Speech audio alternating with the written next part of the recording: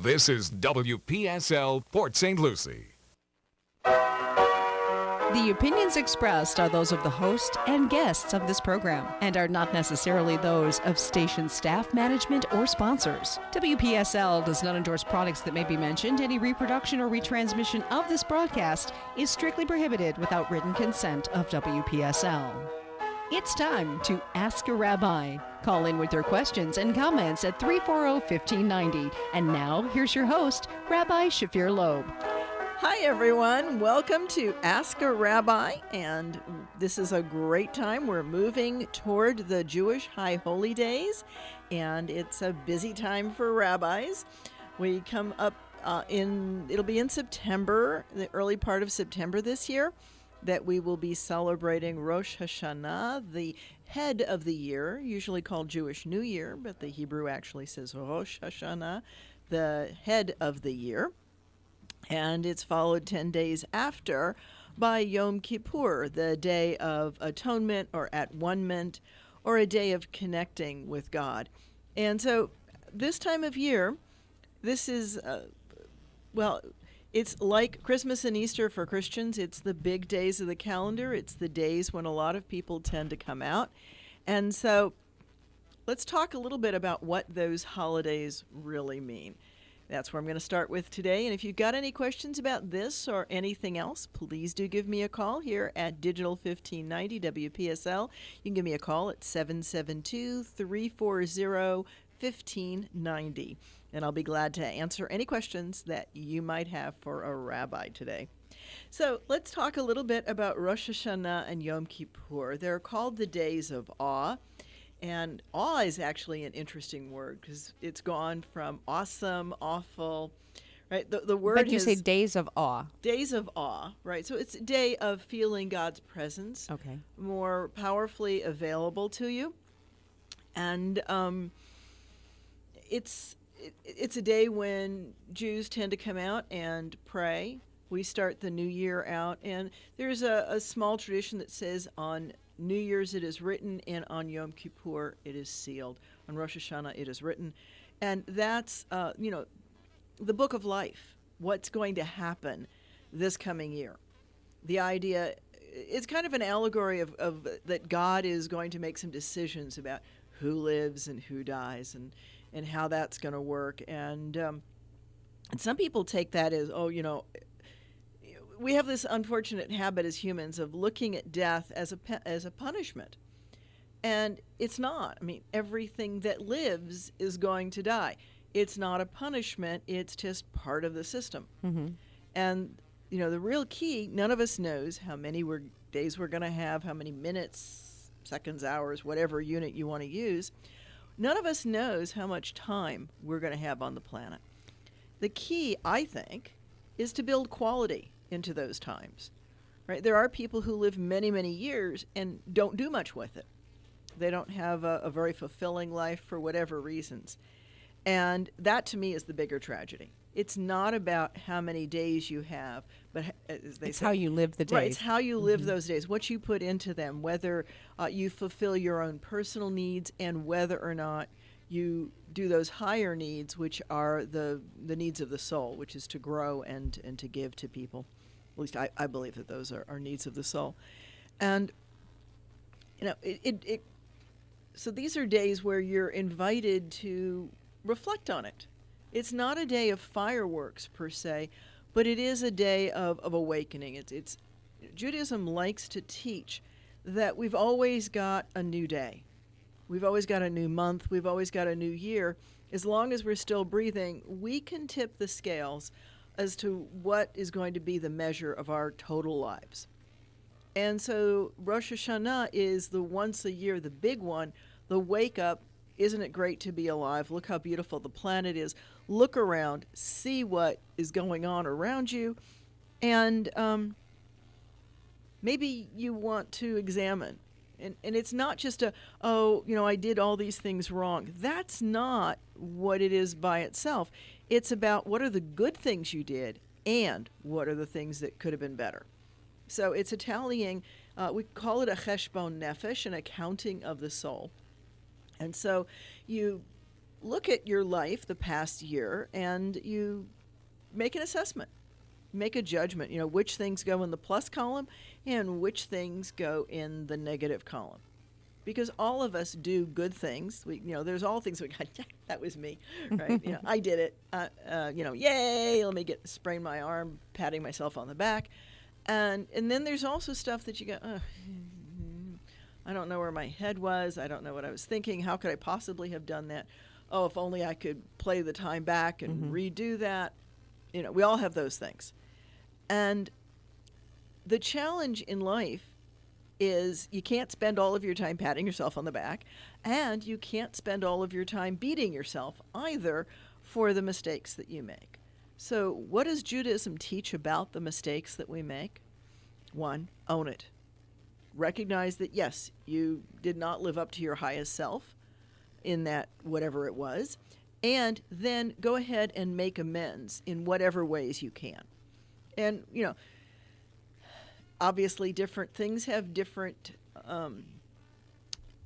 problems, different ways to pay back. The general rule of thumb in Torah is that if you do something to somebody, if you steal something, and that's where I'm going to take it from, you give 20% back more. So if you take something, you give 20% more back. And so if you do something wrong to somebody, you don't just repay it, but you repay it with interest, with that extra 20%. So that, first of all, you and they both recognize that you own what you did and that you do want to change. You want to make it different. And that's a far cry from, the little penitent kid. What if you've treated a stranger poorly? And you can't go back to that person and try to make things better. Yeah, then you have to figure out how to work that out. Then you take that person as representative of humanity. Okay. And you return it back into the community. And if the sin is against God, right, then you have to deal with it with God as well. And, the other question on those lines is, what if you've done something and that person has died or some other way disappeared and you can't repay them directly? Then you might have to get a little bit creative to figure out what's it going to take for you to feel that you've given that 20%. And it's not just, I'm going to give a quarter because that feels, that doesn't feel good. That's not enough. You have to know in your heart and soul that you really have given that effort. And I like to tell that to my congregation, right? You start on New Year's, on Rosh Hashanah, and you've got 10 days to close your own book. Right? You're closing the book, right? It's not that God's writing it. You're writing it, and you're writing it on the book of your soul. And so most people start well ahead because 10 days is not enough to fix a year of stuff. So we start to do it a little bit early, and hi Ari, hi Goldie, so we, I like to tell my congregation that there's good news and there's bad news. The good news is that anything for which you are truly contrite and repentant and make restitution, the guilt will be lifted, and it doesn't get you out of giving it, right? The bad news is that you have to own it, you have to make the restitution, and you have to mean it. So it's not a get out of jail free card. It's a get out of jail doing your time card. And that's fair. That's fair. So it's not the little kid who just, I'm going to say I'm sorry because that'll get dad to stop yelling at me or mom to stop yelling at me, or maybe I'll get my TV privileges back or my iPad privilege. I'm dating myself. My iPad privileges back, or my Wii time, or whatever. That's not real repentance that the child does in those cases. And very often adults are just large children. Right. Right, children in adult bodies. And so it's a reminder that not only are we responsible for ourselves, but in fact we are responsible for our community as well. And so that's the other part. When Jews recite sins, we don't say, I did this, I did that. It's we, for the sin we have committed by doing this or doing that. And part of that says that, we are not a group of individuals standing here. We stand here with our extended families, with all peoples, and have a responsibility. We have responsibilities to other humans. We have responsibilities to animals.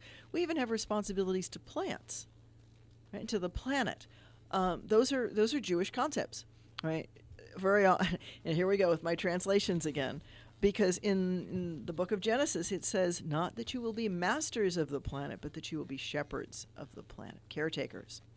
Whole different idea, right? It's not that the earth is here to serve us, although it does say for you the earth was made, but it also says you're dust and ashes, you're nothing. Without God, you don't have anything, and you are God's agent, if you will, on the planet to take care of it. So it's an interesting parlay. And so some of the things that we fall short on may not just be the things that we do in our house, but it's also, or outside the house, but it's also the things that others do and that we have shared responsibility. And that's a very powerful concept, right? Because you can't ignore when others are mistreating animals, people, etc., because that falls into that. We are part of that community. And so, where does my responsibility end? And we don't have that answer. No. Right? Cain and Abel, am I my brother's keeper? It doesn't get answered. The answer is yes, you are responsible, right? Your brother's blood cries to me. Right? That's God's answer. It's like, whoa, until it stops crying, right? And it's not going to stop crying until the wrongs are repaired. And that's a pretty heavy thought, right, to have that kind of connection. And so there's all kinds of little rules. One of the people say 613 mitzvot and 613 instructions. And Maimonides went through and counted them. It always boggles my mind to think about counting 613 instructions and parsing what's story and what's instruction, because they're intermingled. And it's not that any person is expected to do all 613 on a given day. That's not how it works. But there are things in there like, if you forget a sheaf in the field, don't go back for it. Leave it for the poor, because the tradition was that when you finished harvesting, the poor would come in and glean. And so if you've forgotten something, don't be cruel to them and go back, right? So leave it for the poor. If you forgot it, you didn't need it, it wasn't in your original tally, you'll do without. And just even the idea of taking care of the poor, not giving them a handout. Right? And gleaning's a beautiful example of that. It's, yes, feed somebody who's hungry in the moment, but also allow the poor to have the dignity of gleaning. There's a dignity in going into the field and collecting, right, gathering, hunting your food so that you don't starve. And obviously if somebody's not able to do that, then there needs to be ways to work that out. But if somebody's able to do it and just doesn't have, wealth right now because something's happened in their life, they need to be able to make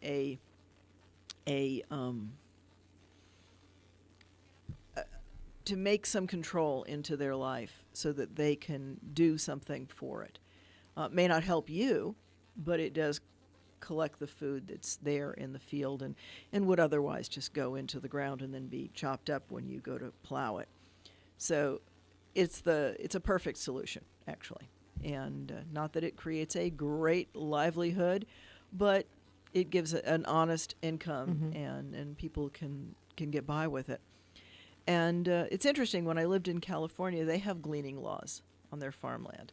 You had, when I was there, you had to lay the field open for gleaning for a certain number of days, where people could come in and pick, and no questions asked.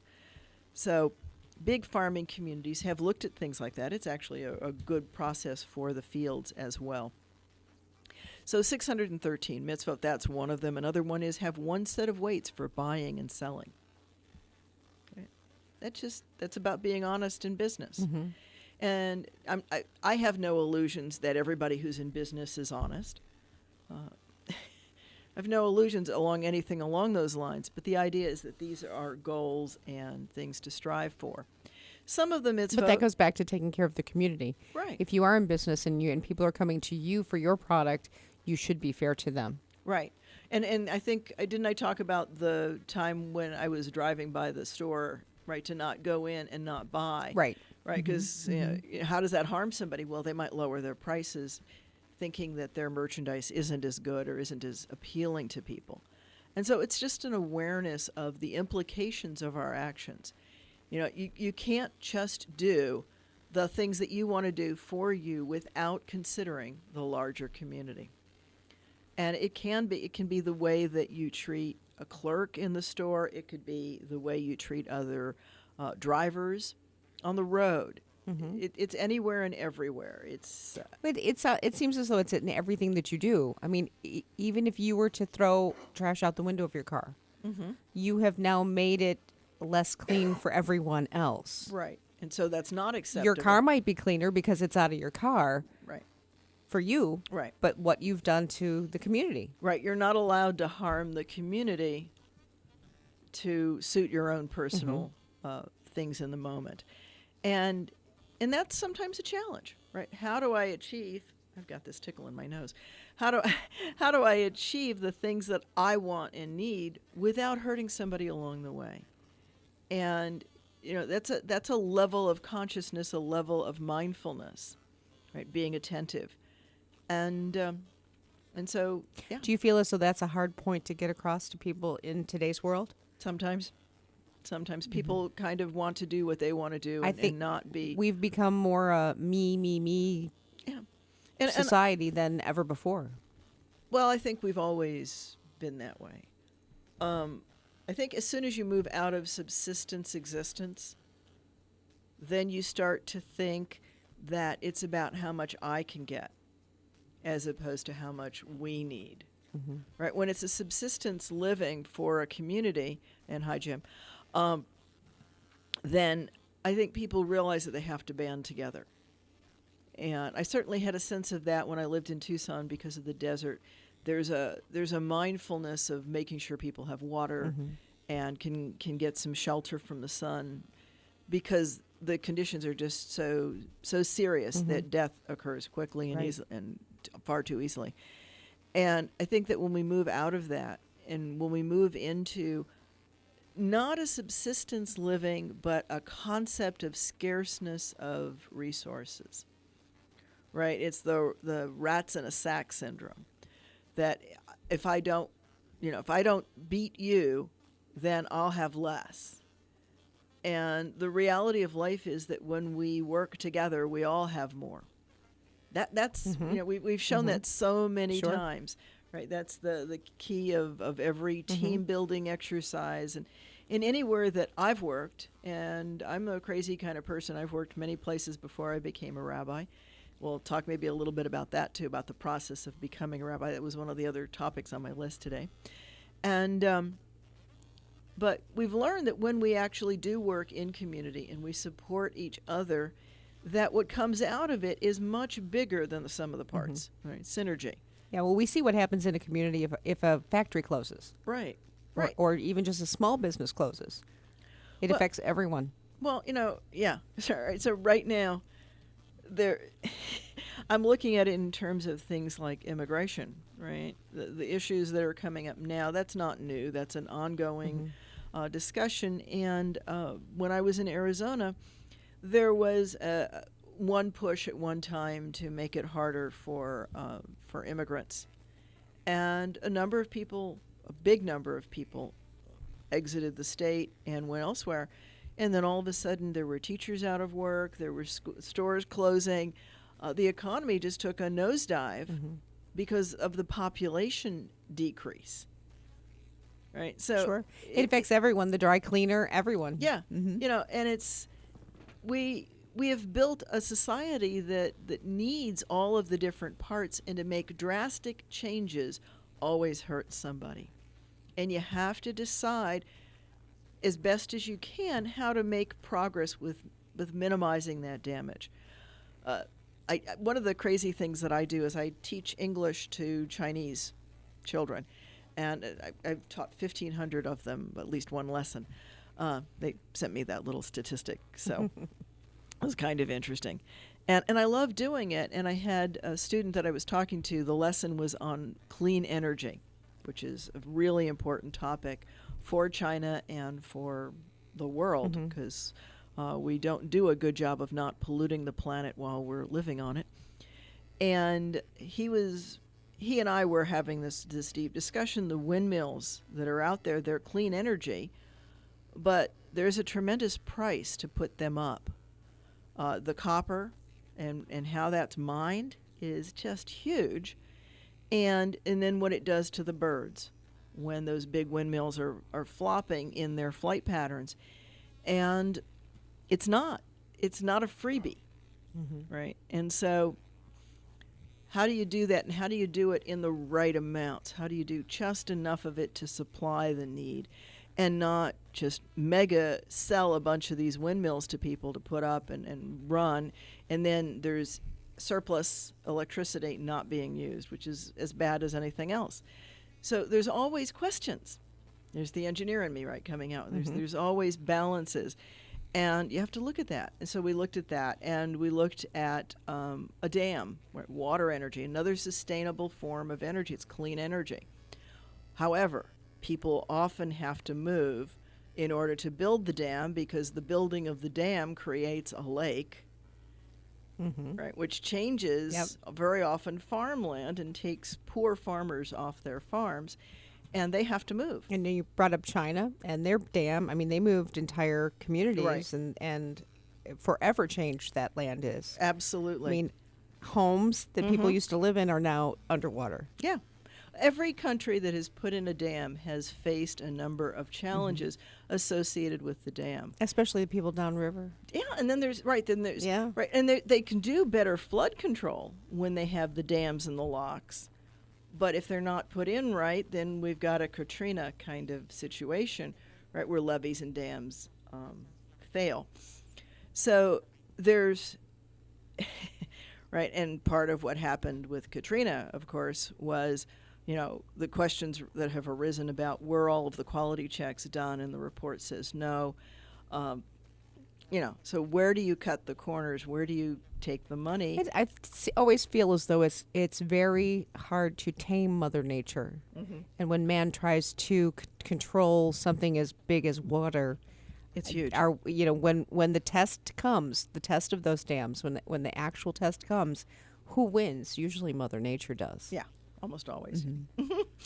Right. And so, but I think part of that is that we like to cut costs in the wrong places. Right? It's very, we want to make life a little easier, a little cheaper. That's not always an easy answer, because it takes a lot of thought, and it takes people, water engineering, and to some people's defense, we've also learned things along the way. Right? There is definitely a learning curve. You look at the Narrows Bridge that did the, right? We didn't know about natural frequency before it.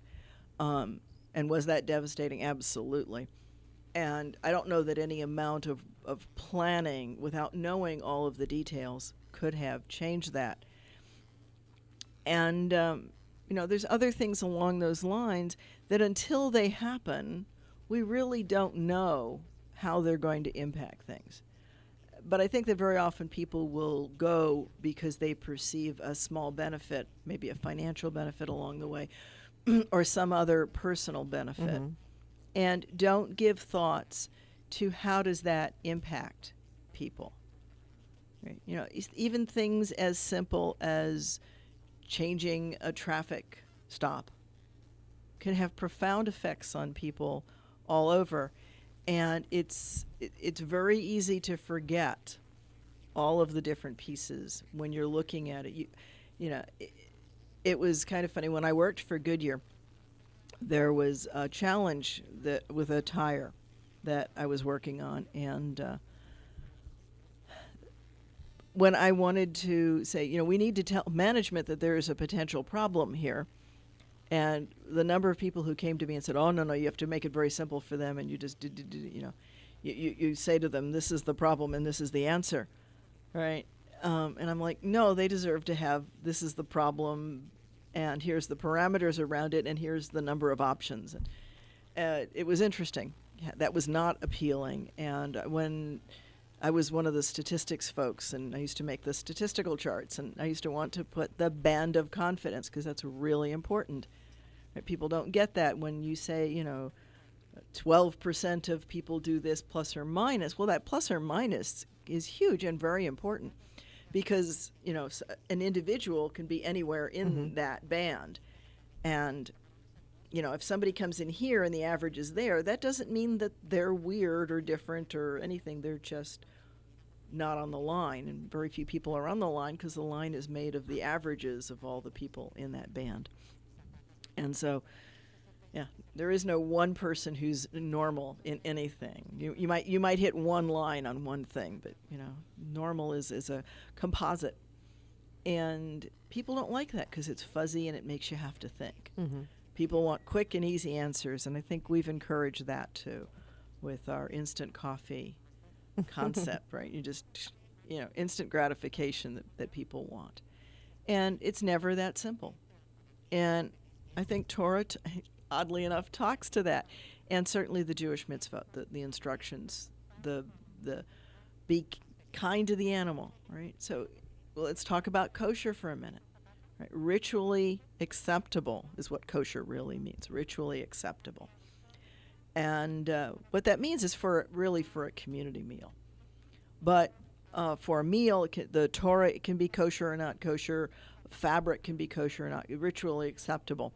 Things that you can use for specific reasons. And but if we look at it with the animal, there's always a big discussion. It's not just whether or not it's one of the acceptable animals and whether or not that animal was slaughtered, quote unquote, properly.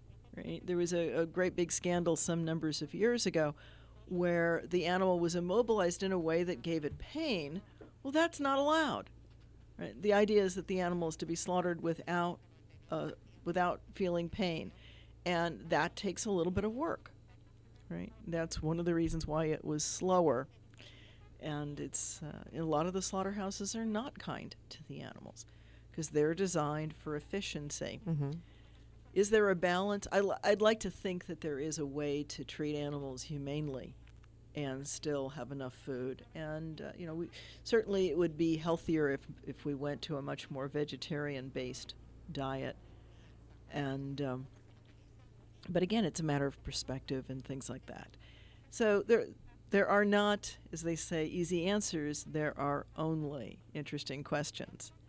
And why don't we take a 1 minute and listen to a little bit about our congregation.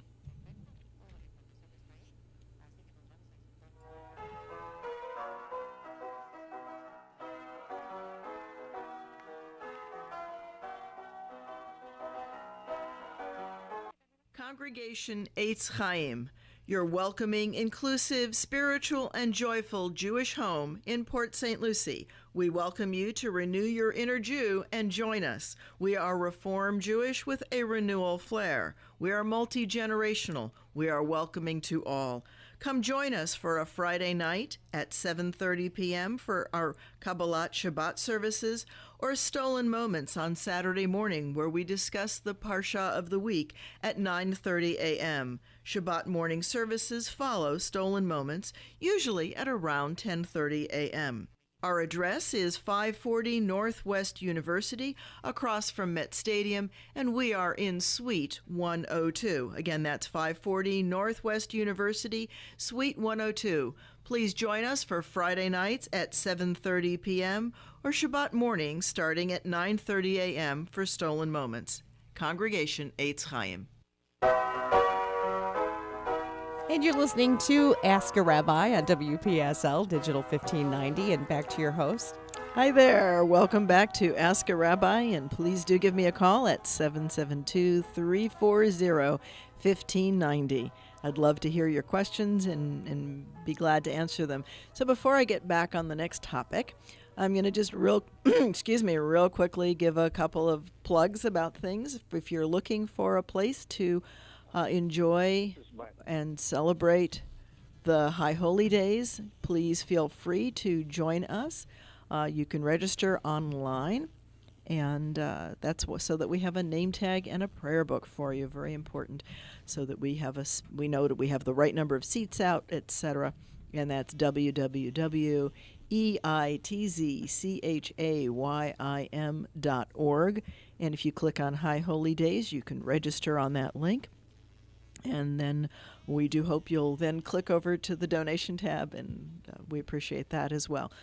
And we've also got coming up in fall on October 7th, the Treasure Coast Expo, more than a home show, more than a health fair. It's going to be a great show with lots and lots of vendors, lots of things happening. That's October 7th from 10 a.m. to 3 p.m. at the Civic Center. So please do join us for that. Some details on that are also on our website and also on our Facebook page. The other thing that we're starting, we'll have very shortly, is a taste of Judaism. If you're curious, if you'd like to see what Judaism's about, I'll look at some of the spirituality and other aspects of Judaism. It's a set of 3 classes, and they're every 2 weeks in October, November. And the dates on those will be published on the website shortly. So those are some of the exciting things coming up at Congregation Eitz Chayim. We have Friday night services and Saturday morning Stolen Moments, which is Torah study, followed by a Shabbat service. And a monthly Havdalah service, and we'll be doing Slichot the beginning of September, the first Saturday of which tells me that High Holy Days are not that far away. The time for a rabbi, it gets really tight and starts moving very quickly. I'm personally very glad that the semester is done, the summer semester is done at IRSC, and I'm now gearing up to do the fall semester there. I'll be teaching again, and I'm glad for that as well. So those are some things. So let's talk a little bit about what it takes to be a rabbi. It's something I occasionally get asked. And so a rabbi is ordained, receives smichut, and you get a teudah smichut, a certificate of ordination from your rabbinical school. And most rabbinical schools are after you finish a bachelor's degree. So it's post-baccalaureate, and they're typically about 5 years or longer for a person to go to, and very often results in a master's as well. As you're going through it, which is what was the case in mine. And it's expected that you're going to acquire a master's along the way in the Aleph Rabbinical program, which is the program that I went through. And so it's an extensive course. You study Hebrew, you study Aramaic, you study Torah, you study prophets and writings, and you study rabbinic literature, Talmud. It was interesting to me as I was walking back from ordination. We went out after my ordination, which happened on a Sunday afternoon. So we went out for dinner right after it. And as I'm walking back from dinner, I remember thinking to myself, I can actually pick up a book that I want to read. And it doesn't have to be in either Hebrew or Aramaic. It was like this aha that hit me. It had not really hit me until I was walking back, because I was working on things right up to the wire. Mm-hmm. And, it was an interesting thing. And I guess I'm going through that again because I'm finishing up a PhD as well. Right now I have this wonderful little week or two while they, quote unquote, review the ethics of it. And then once I get the go-ahead, research will start and I'll get crazy again. But I've got a little break here. I can't believe it. A break from school and a break from the PhD. I'm like, I've actually won't know what to do with yourself. I won't know what to do with myself. I actually, probably take a nap. But and that's when I get myself in trouble. I plan all kinds of things thinking I'm going to have all this time, and then all the other stuff comes back, and I'm like, oh, got to fit that in again. So those are some of the things. But hopefully that gives people an idea of what it takes to get, it's not just a quickie kind of thing. It's not a mail order kind of thing. It's a sit and study and pass tests, all of those standard things for 5 long years. And would I do it again? Yes, I would. Absolutely. And I love what I learned doing it. And I wasn't going to be a pulpit rabbi. I really wasn't. I was going to be a research rabbi because I do like research and I like studying things. And my dean kept saying to me, "You'll really be a good pulpit rabbi." And I kept saying to her, no. That wasn't your plan. That wasn't my plan. Okay. However, life threw me in this direction, and it actually delayed my PhD because I ended up being a pulpit rabbi. So it worked out that way, and I wouldn't change it when I look back on it. So I guess she knew more than I did at the time, and that doesn't surprise me. So we learn all kinds of things as we go along the way. So anybody got a question for me there? We're looking for some questions. If you got a question for the rabbi at 772-340-1590.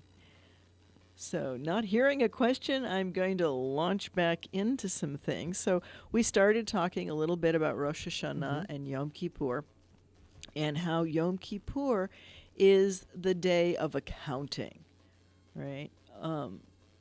People usually say, well, it's an affliction. And if you look at the root, I always do this in Hebrew, go deep into the root is to answer. And so you're answering with your soul for what you've done or not done, right? Because we do sins both ways. We do sins of commission and we do sins of omission. Some sins are sitting there and watching something happen when you had an ability to influence. Sometimes you might not be able to influence things that are happening, but sometimes you can. And, it's those times that you didn't make the right decision. Because even doing nothing is making a decision. And hi, Marion, thank you. So it's important to recognize that, right? If you sit there and say, well, I'm not going to do anything, that's a conscious decision. And sometimes it's the right decision, but it is a conscious decision. And so we're challenged to always think about all of those ramifications of things, the ways that it plays out. And yes, that's what's in the mitzvot. So we go through those 2 holidays, the waking up, awakening ourselves, and that's the idea of blowing the shofar. The shofar is sounded on Rosh Hashanah, and it's meant to be a wake-up call. And if you've ever heard a ram's horn up close, maybe I'll bring one in one time and blow all of the sound equipment out, because that's what it would do. It's worth noting that I was at a conference, the Children of Israel Journey Together conference, which was a Chautauqua Society Lakeside in Ohio conference. And this one year, the conference happened to overlay the run-up to the High Holy Days. And so during the month leading up to High Holy Days, morning services include a sounding of the shofar, right? The whole month is sounding of the shofar. We do it Friday nights before we start the service so that people hear it. And if somebody has daily prayers, it's part of daily prayers. And so the shofar sounds, and it acts as a wake-up call. And when Rabbi John blew the shofar, which he did, then we had Jews coming out of the woodworks. It was amazing. People could hear that sound. So we've got Sarah of Fort Pierce on line 1. What's your question, Sarah? Yes, my question is, my grandmother was Jewish. She was not Orthodox, where she didn't always practice, say, different holidays and so on and so forth. But she knew when those holidays were, and she knew what it meant. Long story short, when she passed, the funeral home gave us all these little ribbons with the slit cut in the middle called, I think they called it a prayer. And I always wear it on the anniversary of her death. Could you go more into that little prayer, that ribbon, the meaning, and whatnot? Absolutely. Okay. So the question was, what's the little black ribbon that comes Yeah. with Jewish funerals, called a kriya, and kriya means to tear, and that comes right, and it comes from a very old tradition, which was that people used to actually tear their clothes, and people used to tear their clothes, and that worked well when you wore one garment for a month and then you threw it away. Or maybe you washed it once or twice, but you wore it for a long period of time, and the grief, you physically tore the garment to represent the tear you felt in your soul, and that has interestingly become a tradition in some communities. They wear like old T-shirts to tear, but modern funeral homes will give you the button with the black ribbon on it, black because that's the American color. Excuse me, for a funeral. And no matter where we live, we pick up bits and pieces of the community in which we live. So black is an American color for mourning. And the button is so that you don't tear your physical clothes, because in today's world, you're going to go home from the funeral and you're going to change out of those clothes. You're not going to continue to wear the same garment, but you can move the button from garment to garment to garment.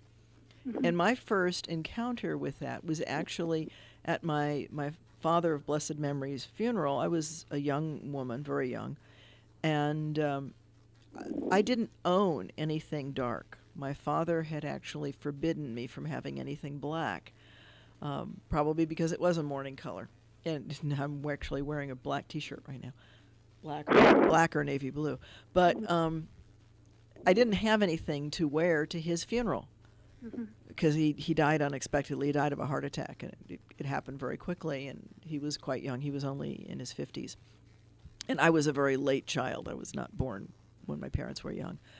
So the combination, so my mother and I actually went out and bought a dress for me to wear to the funeral, and it was a really pretty dark charcoal dress.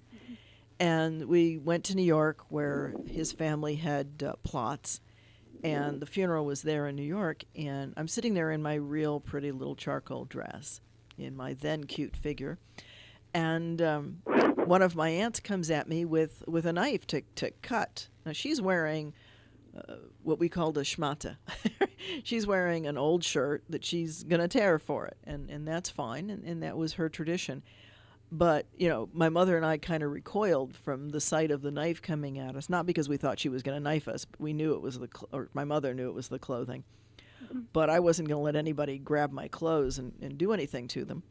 And so when I pushed back, the funeral director said, wait, I'll handle it. And he came out with the buttons. And my mother and I wore the buttons. And that had a double really strong benefit. My father's buried out on Long Island. I don't get out there very often. It's a long trek from Ohio. It was a long trek from Tucson, Arizona, and it's still a long trek from Florida. I don't make it up there very often. But the button from his funeral, like you, it's something that I can continue to honor, and it's in my jewel case. Well, this has a pin. They gave it to us with a little safety, a small safety pin on the back. Right, yeah. so that you can wear it on your clothing. Yeah. It's usually worn at the funeral and then for 30 days by immediate family. Well, she actually was cremated. She wanted to be cremated. Okay, well, 30 days after the cremation. Yeah, then. okay. Could you spell the word kriya for me? Well, it's properly spelled in Hebrew, but I think you're going to find it most often if you Google it as Kriyah. Kriyah.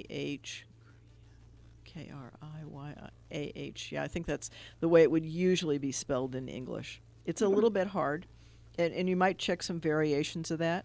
Sure. Well, the way the funeral director pronounced it sounded like prayer, almost like rhyming with prayer. Yeah. Yeah, okay. I understand, but it actually ends in an ah sound. Yes. But, that helps me. It depends on whether or not the funeral director knows Hebrew, which not all funeral directors do. No. And, and again, it was a word you weren't used to hearing, so. Well, my grandmother spoke a minimum of 14, 15 languages. Wow. And she did use a lot of Yiddish Okay. around us. Yes. Okay. Yeah, my mother was an only woman born to a Jewish woman, so she was the only child born to a Jewish lady. Okay. So, sometimes I have questions, and I wanted to call in, and I just... Well, I'm glad you did, Sarah. First. Yes. I'm glad you did. Well, I thank you, Rabbi. Absolutely. And you're always welcome to stop by, see what we're doing. Hey, thank you very much, Sarah. Appreciate that. And here we go. So are there any other questions out there? Somebody please give me a call at 772-340-1590. This is Ask a Rabbi, and I'll be glad to answer any questions that you might have. And you never know what questions might cross an rabbi's eyes. Like thinking of Tevye in the song. What can I say? And so we're moving into this time of the holidays. I'll go back to that. And since we had a question about funeral and remembering people who've passed, one of the things that we do on Yom Kippur is something called Yizkor. You will remember those that we've lost, and we honor their lives. Judaism spends more time and recognizing that the measure of people is at the end of their lives. Because as long as you're alive, you might tip the scales one way or another. And okay, so folks are saying, speaking of funeral, okay, well, we can ask the questions there, folks. My question is, what's the most common call from people? They're all over the map. Can I talk about Jewish ideas of afterlife? Thank you, Joseph. Love you too. So there are many ideas about afterlife. There's not just one in Judaism. And the rabbis reference something called Olam Haba, the world that will come. There are Jews who believe in a bodily resurrection, the Orthodox mostly. And I mean, they're even so devout as to bury their fingernail parings because, you've got to put everything back into the ground so that it's there. And so there's the group that thinks that there's going to be bodily resurrection someday. There are people who say, we really don't know what the next plane of existence is, the next adventure. And that's really the way that Judaism answers a lot of that kind of question. It sounds like a deflection, but it's really not. It's acknowledging that there is so much beyond what we know. That, we teach that the soul is eternal, and the soul comes from God and returns to God. And that's lines right out of Torah. But we don't exactly say how that's going to happen and what that feels like or looks like. And remember, this is a community in search of a faith, so we've got more questions than we've got answers. So I personally believe that you can experience the people who we've lost, but that's based on my own personal experiences. There are things that happen in life that I can't explain any other way other than to say, somebody's sending me a little bit of a message. Never very clear, but always at exactly the right time, exactly the right message, and rather profound. And, as they like to say, one time is an accident, the second is coincidence, and the third one is action. And I believe there are no coincidences. Well, there's not, the accident too, right? But so let's riff on that, right? Are there no coincidences? I think that we've got to balance the free will of people with, are we all marionettes that God's just playing? I don't think so. I think that there's, because I come from the free will place, if you've got free will, then yes, God knows what's going to happen, but God's not controlling it. God has let go to some extent. And because we can't be free actors if God's pulling all the strings. So I think that there are things that happen in life that are meant to give us signals. But where the free will comes in with that is whether or not we take and use that information. And what are we supposed to do with that information? That's always the big question. And, how do we do it in a way that's godly, that's community serving? And I'll hearken back to Rabbi Daniel Siegel's comment of that you get it's a sense that it's God when you see the beauty and God's spark in everybody.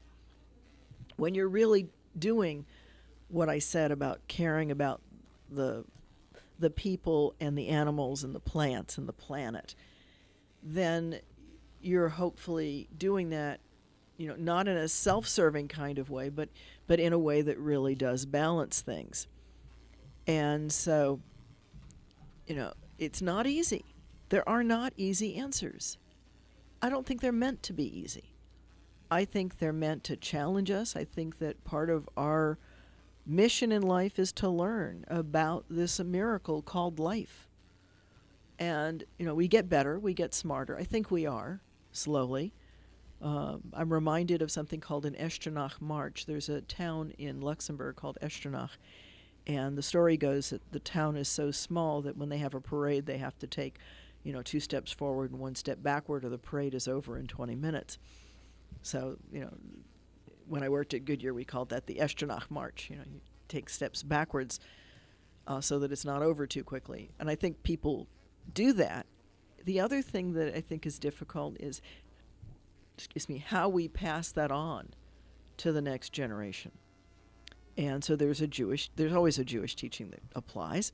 And the teaching is L'dor v'dor, v'dor dor shav. L'dor v'dor, l'dor v'shav. So from generation to generation, each generation, you have to give them the good, the bad, and the ugly. And they have to have the freedom to interpret it.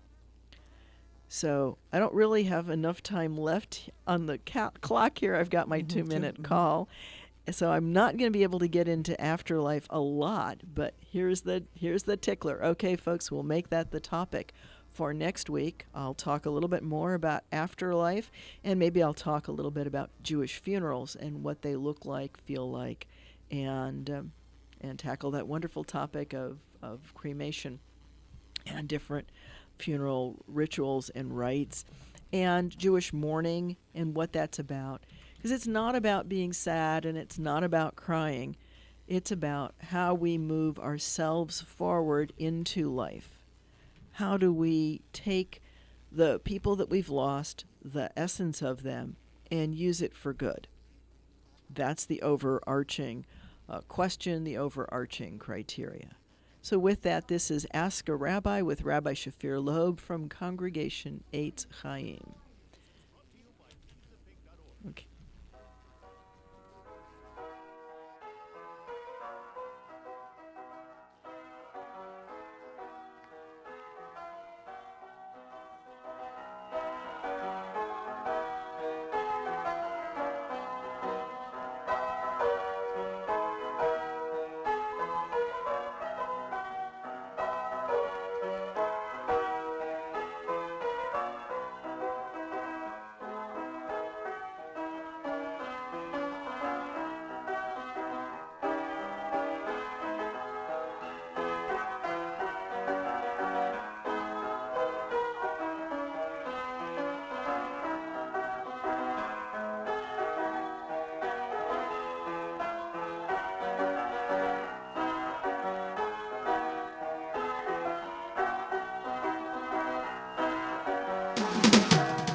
This is WPSL Port St. Lucie, the talk of the Treasure Coast.